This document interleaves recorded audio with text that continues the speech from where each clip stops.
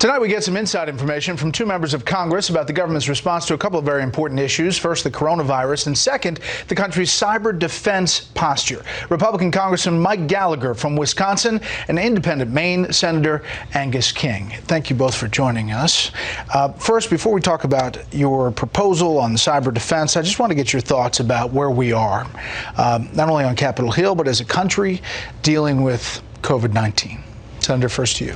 I think it's coming into focus as a really serious problem, and people are starting to cancel events all over the country, and that's probably prudent. This is one of those cases where you probably want to be more protective than perhaps may end up being necessary, but it's going to work to our advantage, I think.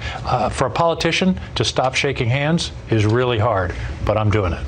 Congressman, your thoughts on where we are and whether this is proportional or we're going one way or the other, not enough or too much? Well, I still think we need to exponentially increase our testing capability across the United States. If you look at the countries that have been successful in their mitigation efforts, whether it's South Korea or Taiwan, rapid testing has been a key part of that. Combine that with transparency and individual resilience measures, whether it's social distancing or basic hygiene, I think we can buy ourselves some time so we don't overload the healthcare system. But no doubt we need to continue to increase our ability to test as soon as possible. But you're both convinced that some package will be agreed upon, Democrats and Republicans, to help the economy in the wake of this? We've already agreed on a package on the health care side. That was $8 billion a couple of weeks ago. On the economic side, I mean.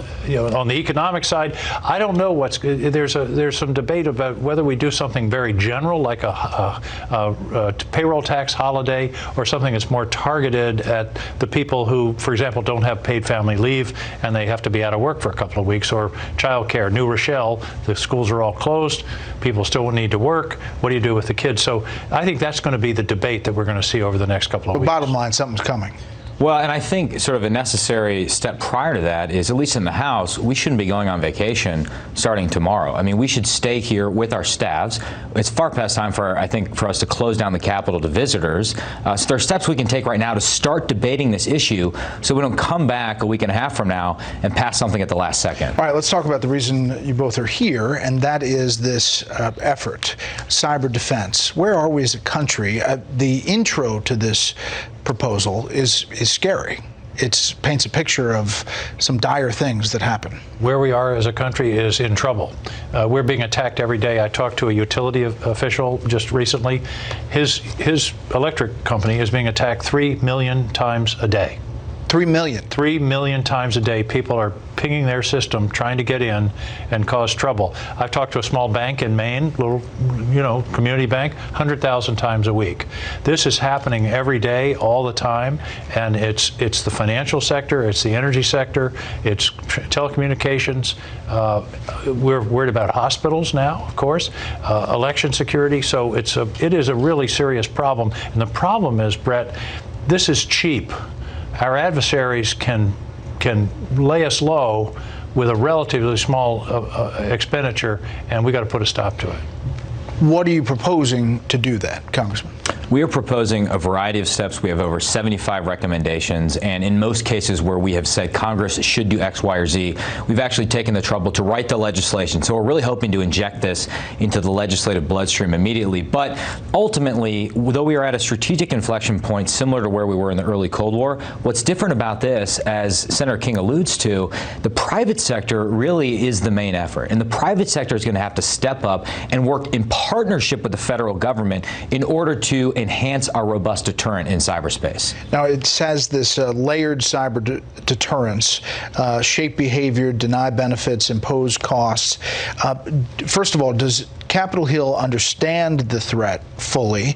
And second of all, obviously you're an independent who caucuses with the Democrats and a Republican congressman. Is there bipartisan support to get this done? I think there is. This commission came out of the National Defense Act that was passed by Congress 2 years ago, signed by the president. That's what put us in business to form this commission. We've been working for a year on this. 4 members of Congress, my colleague from the Senate, Ben Sasse, Republican of Nebraska, Mike Gallagher, and Jim Longevin, a Democrat from Rhode Island. Plus we had 4 4 members from the executive branch, DNI, FBI, Homeland Security, and Department of Defense. And then we had 6 people from the private sector on the commission. So very broad-based. Are we ready? I think so. I'm on Armed Services and Intelligence. I can't tell you, Bret, how many hearings I've been to where this is being raised. Bret, the likelihood is that the next Pearl Harbor will be cyber. That's how serious it is.